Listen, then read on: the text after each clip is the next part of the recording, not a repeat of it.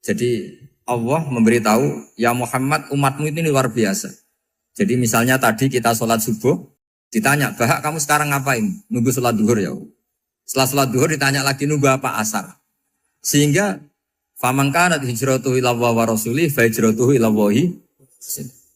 Jadi kalau ya sudah ini tak ijazahkan. Kalau setelah sholat subuh nunggu apa? Duhur. Setelah duhur nunggu. Sehingga ketika kita mati itu statusnya penunggu sholat. Tapi kamu kan enggak miskin. Kenapa? Penunggu kaya. Ya itu enggak masuk surga itu. Penunggu kemapanan. Berarti kan menunggu sesuatu yang seleranya nafsu. Beda kalau penunggu sholat. Berarti kamu di dunia menunggu ritual ibadah. Maka di antara ijazahnya Nabi apa? Addu faridotan wantazoru ukhra. Melakukan satu fardu. Kemudian kita menunggu tugas berikutnya. Jadi niati saja setelah subuh nunggu apa? Duhur. Setelah duhur, meskipun kita di perapatan, apa? Nunggu asar. Ya. Tapi ya asar betul, jangan nunggu tok pas asar. Enggak. Jadi sebetulnya umat ini gampang sekali. Jadi di antara kebanggaan Allah, yubahi itu Allah bangga dengan malaikatnya adalah umat ini adalah addu faridotan wantazoru ukhra. Melakukan satu fardu, kemudian menunggu fardu yang lain. Dari mengkhidmati kampus, ingin mengkhidmati masyarakat. Dari satu masyarakat lokal Semarang menjadi sampai sekarang, sampai Banjarmasin, Unisula mau bikin kampus di sana, terus gitu. Dari satu tugas ke tugas yang lain. Makanya Islam diajarkan setelah satu tugas selesai, faida faruh tafan sok. Jadi sehingga hidup kita itu dinamis. Dari satu kebaikan menunggu kebaikan lain. Dari satu kebaikan menunggu. Sehingga hidup kita ngapain? Nunggu satu kebaikan. Ini sudah masuk. Faman kanat hijratuhu ilallahi wa rasulih. Fahijratuhu ilallahi wa rasulih. Sehingga bayangkan kalau kita direkam Allah. Gusti kula ampun mati nak dereng sugih. Wis melarat puluhan tahun. Sakit. Nunggu sesuatu yang sifatnya nafsu. Kau pengen sugih. Sugih tok aja cukup. Tahu buruh nobong sing tahu ngenyek ndekne lho itu kan urung-urung wis dendam. Saya belum mau mati sebelum kaya dan buruhkan orang yang pernah melecehkan saya. Wis ngono akhirnya mati urung sugih. Berarti wis fakir matine hasud. Mau itu ngenes dunia akhirat kan kira-kira seperti itu. Kamu santai aja kalau fakir berarti meringankan hisab karena ada banyak harta. Yang mau dihisab papanya enggak punya apa-apa. Jadi saya mohon sekali ya, Islam itu mengawal kebahagiaan. Sebab itu sampai bahagia itu menjadi perintah Islam. Qul bifadlillah wa birahmati fa bidzalika falyafrahu. Karena dengan bahagia bitaat diharapkan orang Islam itu tidak bahagia atau cari kesenangan lewat jalur apa maksiat. Sehingga ciri utama wali apa? Ala inna awliya Allahi la khaufun alaihim wa lahum yahzanun. Sehingga ulama dulu itu rileks-rileksnya. Termasuk yang saya ceritakan tadi, Imam Ahmad, Imam Syafi'i. Itu melihat apa saja rileks. Ya tadi kalau disenangi orang ya barokah, punya kawan kebaikan. Nak dineng ya barokah dineng di ketinggi tonggo rada utang, ngeranjuk tulung gitu. Jadi rileks saja. Masyhur itu Imam Syafi'i ngendikan waman asa'a ilaika faqat atlakoka. Orang yang berbuat buruk sama kamu, hakikatnya adalah membebaskan kamu. Atlako itu apa? Membebaskan. Enak gak jadi hidup itu? Kalau kamu kan enggak, kok gedeng aku salahku apa? Malah kamu ujub tuh, orang kok gak tahu salahnya. Kamu jadi suami, istrinya ngomel, kurang apa saya sebagai suami? Ya kurang banyak, enggak ganteng, enggak kaya, enggak ini. Malah kalau diterangkan malah parah toh. Ya sudah rileks saja. Kalau dia ngomel ya tadi. Alhamdulillah dapat pahala tanpa apa? Biaya. Terus ngomel kan butuh energi. Paling yang tidak kuat 3 jam. Nanti juga berhenti apa? Terus ambil nilai positifnya. Misalnya ngomel sama suaminya. Bagus lah. Kalau ngomel sama tetangga malah kayak apa gitu aja. Udah. Jadi ulama dulu itu gampang sekali melihat hidup. Rasulullah ya gitu, melihat hidup tuh gampang saja. Ketika tanya, ya Aisyah apa ada sarapan? Tidak ada ya Rasulullah, ya sudah saya tak puasa. Jadi enteng saja. Kadang-kadang beliau ingin puasa, ya puasa sunat, ada sarapan nggak jadi puasa. Rileks. Nabi itu rileks. Kalau ngajari kebaikan juga rileks. Nah sekarang itu banyak orang yang karena mungkin kurang baca, Islam tuh kayak menjadi aturan yang bengis, yang repot, yang mengekang. Itu ndak seperti itu. Yuridu wa bikumul yusra wala yuridu bikumul usra. Allah menghendaki agama ini mudah. Sehingga ada sahabat di Imami Mu'ad itu baca Baqarah. Sahabat ini pekerja petani, mufarokoh ditinggal. Ketika Mu'ad lapor, ya Rasulullah ini ada orang munafik, tengah-tengah sholat mufarokoh saya ditinggal. Yang disalahin itu tidak yang ninggal tapi Mu'ad. Afattanun anta ya Mu'ad, kami itu tukang fitnah. Masa ngimami petani pakai surat Baqarah? Jadi yang disalahkan ini imamnya. Kalau kamu jadi imam, sholatnya ya yang cepat. Makanya terus banyak orang kecepatan karena tadi. Jadi Nabi itu enteng sekali. Jadi apa ya, Nabi itu beda dengan yang kita bayangkan beda. Nabi pernah ngaji di masjid, kemudian ada tetangga lewat pakai cangkul ke kebun. Semua sahabat gerutu. Ini orang tidak benar, ada Nabi ngaji ditinggal saja ke kebun, tidak ikut ngaji. Jawabannya Nabi tidak, itu bagus itu, ikut sunnah saya. Kenapa ya Rasulullah? Dia kerjanya nyari halal. Dan untuk menghidupi keluarganya itu juga ajaran saya. Sehingga yang ngaji ya ajarannya Nabi, yang enggak ngaji karena kerja mencukupi keluarga juga ajarannya Nabi. Segampang itu. Oh, kalau kayaknya kamu kan, wes gak roh akhlak kan gitu. Nabi rileks saja Nabi. Sampai bisa lihat itu di Ihya, di bab Fadhailul Kasbi.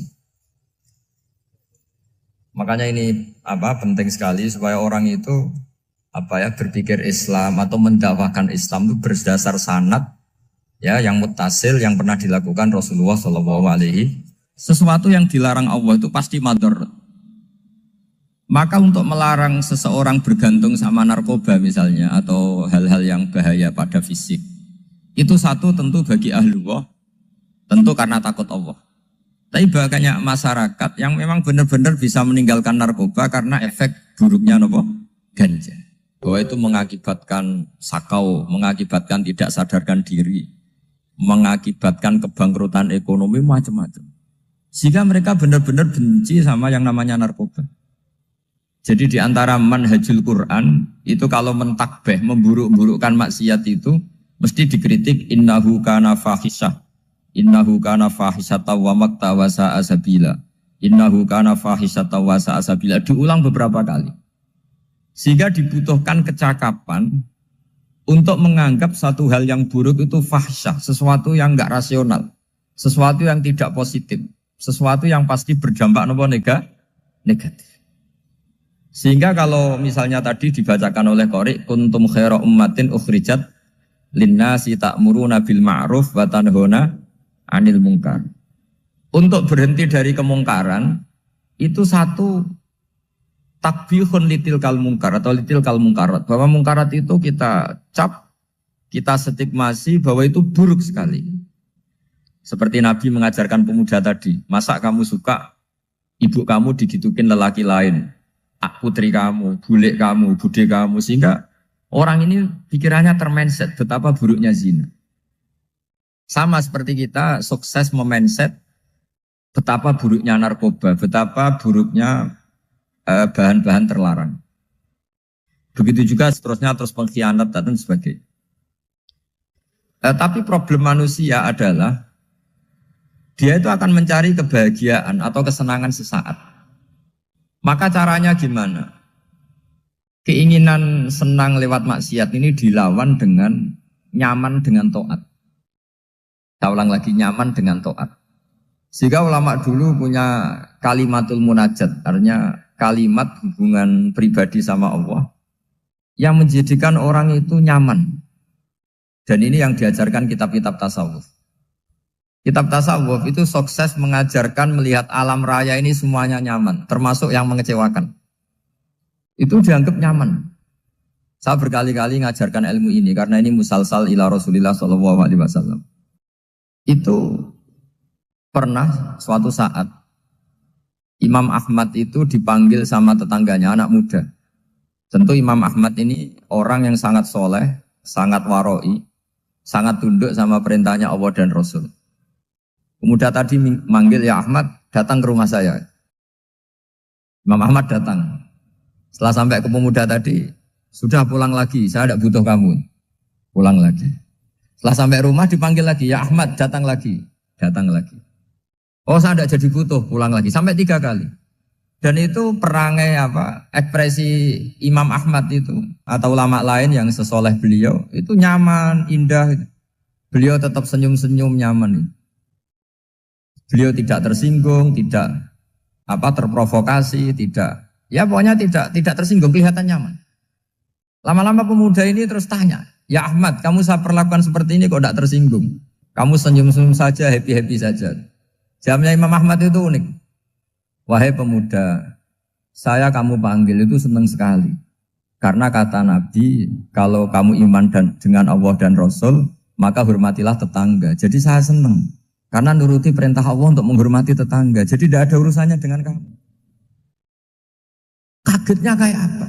Jadi dipanggil tetangga ya senang karena melakukan perintahnya Allah dan Rasul, yaitu ikramul jar, fal yukrim jaroh. Disuruh pulang, kamu ingin saya pulang, ya saya pulang. Disuruh datang, ya saya datang. Jadi saya tidak tersinggung, saya tidak ada urusan dengan kamu. Urusan saya dengan Allah Subhanahu wa Ta'ala. Itu kalau bapak-bapak istrinya ngomel terus sabar itu ya bagus. Saya tidak punya urusan. Kalau kamu terprovokasi oleh istri, berarti kamu didikte oleh makhluk. Masa seorang rektor didikte makhluk? Kan tidak keren. Apalagi seorang habib didikte makhluk, kan tidak keren. Yang bisa mendikte kita hanya Allah Subhanahu wa Ta'ala. Dan Allah mendikte kita, mengajarkan kita wa ashiruhunna bil ma'ruf fa in karihtunna fa asa an takrahu shay'a wa yaj'alallahu fi khairan katsira. Jadi cara melihat istri kita bawel gitu atau cerewet, alhamdulillah ini ada pahala tanpa modal, cukup sabar. Kalau istri kamu sedang mesra, malah mintanya ke mall, malah biayanya tinggi. Murah mana dapat pahala dimarahin sama saat mesra minta ke mall? Milih yang pertama kan? Nah ya itu tidak usah modal. Ya gitu aja. Jadi kalau istri sedang marah bawel, anggap saja ini rezeki. Dapat pahala tanpa apa? Biaya. Nah kalau pas rukun malah nantang ke mall, biayanya malah tinggi. Jadi ulama dulu itu melihat dunia itu happy. Pernah Imam Syafi'i dikasih tahu, orang yang tadi nyium tangan kamu ya, itu di rumah menghujat Anda. Jadi dia sopan hanya di depan Anda, kalau di luar menghujat Anda. Jawabnya Imam Syafi'i lucu. Ya baguslah. Yang cerita ini kaget. Kenapa bagus ya Aba Abdillah? Kalau manggil Imam Syafi'i ya Aba Abdillah. Ya berarti saya masih wibawa, di depan saya tidak berani katanya. Jadi dipandang enteng saja. Jadi kalau kamu di depan kamu istri kamu tidak berani belanja, tidak ada kamu belanja banyak, anggap saja Anda wibawa. Jadi enteng saja. Pernah Imam Syafi'i dikasih tahu, separuh dari kampung Anda itu gak suka kamu. Ya bagus lah. Kenapa? Oh nak rukun malah bakal utang katanya gitu. Kira-kira yang utang itu yang rukun apa yang neng-nengan? Yang rukun. Jadi enteng saja. Masyhur itu makalahnya Imam Syafi'i. Waman asa'a ilaika faqad atlaqaka. Orang yang berbuat buruk sama kamu berarti membebaskan kamu. Kalau saya sedang nenengan sama Habib Hasan Toha Putra, beliau naik Alphard gak nawarin saya sah karena baru nenengan. Tapi kalau sedang rukun malah harus repot mana? Rukun sama ndak rukun? Repot rukun sebetulnya. Jadi Imam Syafi'i itu happy saja. Kalau sedang rukun sama tetangga ya dianggap rukun itu satu kenikmatan. Sedang tidak rukun ya dianggap satu kenikmatan. Jadi orang dulu itu serilek itu melihat dunia. Kalau kita kan enggak, ego. Wah saya ini suami kok dimarahin istri. Wah ini egonya bangkit. Padahal egonya bangkit itu ada kebodohan di situ. Yaitu seorang rektor didikte seorang istri, seorang makhluk. Apalagi kalau Anda daftar wali itu tidak akan jadi wali. Ini wali kok tunduk sama makhluk. Karena didikte apa? Makhluk. Maka Imam Ahmad ketika tetangganya bully gitu ya santai saja beliau happy. Ketika pemuda tadi eskal janggal. Kenapa kamu gak tersinggung ya Ahmad? Memangnya saya harus tersinggung gimana? Kan tak panggil tidak jadi, tak panggil tidak jadi. Hei pemuda, saya ini tidak punya urusan dengan kamu. Saya nuruti kamu karena perintahnya. Saya senang melakukan perintah Allah harus berbaik sama kamu. Sampai 3 kali. Ajarkan Muhammad atau katakan Muhammad pada umatmu. Sebaiknya atau seharusnya mereka hanya gembira dengan melihat fadlnya Allah dan rahmatnya Allah. Ini harus kita pahami mulai dari konstruksi yang paling pokok, yaitu akidah. Dua ahwal. Ahwal itu satu perilaku sosial.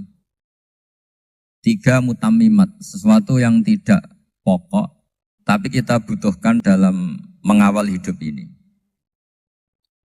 Saya beri contoh, itu sampai maksiat, itu karena cari kesenangan.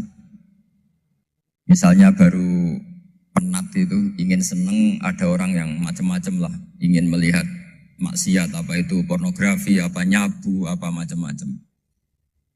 Itu sebetulnya agama punya konsep yang luar biasa, yaitu seharusnya seseorang itu gembira. Gembira dengan ketaatan. Lalu pertanyaannya caranya gembira gimana? Gembira itu mudah. Jadi misalnya kamu sujud sama Allah Subhanahu wa taala. Terus cara berpikir begini. Ini sekaligus ijazah. Cara berpikir begini. Ya Allah, ini kata Sayyidina Ali, kafani izzan an akuna laka abdan wa kafani fakhran an takuna li rabban.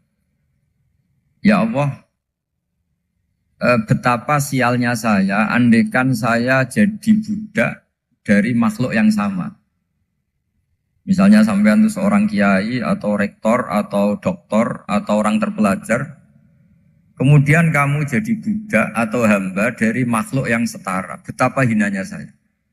Maka kata Sayyidina Ali, ya Allah saya ini cukup bahagia, cukup bangga karena jadi budak, jadi hamba dari zat yang super atau yang maha super. Jadi kok Allah Subhanahu wa ta'ala.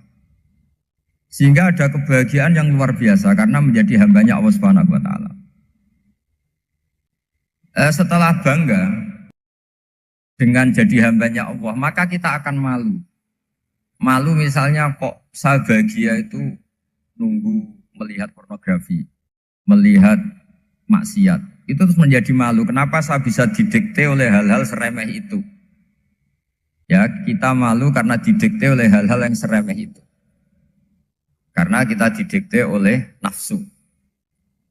Jadi izzatun nafsi, satu harga diri seseorang itu harus dihidupkan untuk hanya tunduk kepada Allah Subhanahu. Sehingga Nabi itu melatih satu logika tarkul ma'asi.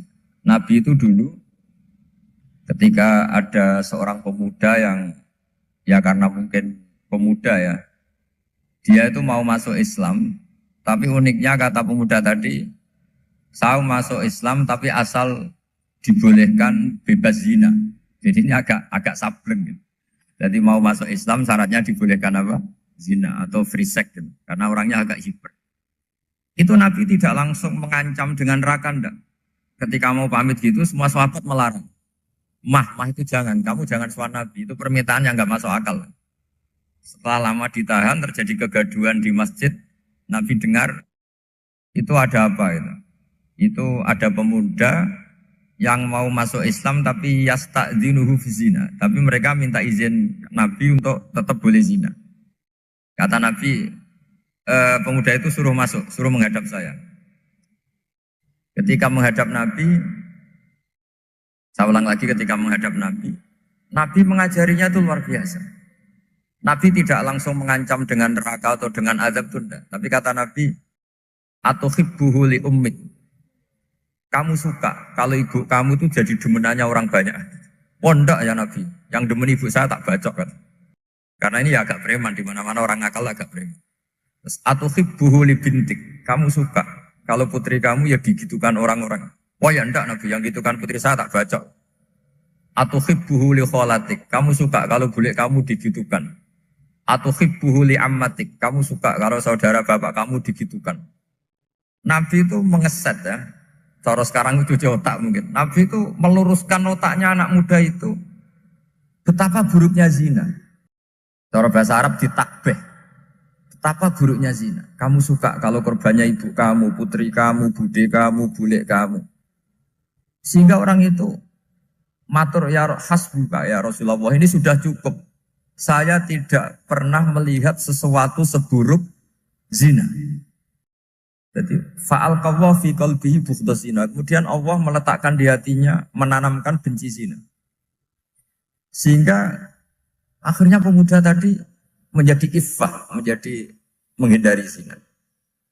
Artinya begini ya, ini mungkin yang lolos dari para kita sebagai dai, kita tidak belajar banyak tarbiyahnya Rasulullah Shallallahu Alaihi Wasallam. Jadi kalau kita benci maksiat, itu jangan hanya ditakhzir, ditakutkan neraka itu enggak. Jangan hanya itu. Tapi di logika. Jadi kalau kita menghindari maksiat, itu selain karena takut azab, itu ada logika. Ada rangkaian pikiran yang menjadikan kita anti satu perbuatan apa maksiat. Jadi misalnya gini ya, kira-kira ginilah kalau contoh gampang itu. Ada orang gitu ya, nyanyi dengan pakaian yang mungkin pornografi gitu. Mungkin pemuda-pemuda ingin melihat itu, tapi bisa diobati gini. Kok enak dekne mergawe kok tak bayar ya, aku kehilangan duit. Meskipun dengan logika yang agak serampangan, yang penting menjadi kita ini punya harga diri untuk tidak tergantung hal-hal seperti itu. Jika Nabi itu cara menggambarkan tadi mulai atuhibbuhu li ummah, kalau ibu kamu jadi demenannya orang lain. Pemuda tadi bilang yang demen ibu saya mau saya bunuh. Ditambah lagi atuhibbuhu li bintik. Bagaimana kalau korbannya putri kamu, bule kamu, bude kamu. Sehingga terus si pemuda tadi betapa buruknya zina. Betapa murahnya zina. Akhirnya pemuda tadi al-qawwa fi qalbi bughdas zina. Terus kemudian pemuda tadi itu sangat membenci dengan apa? Berzina.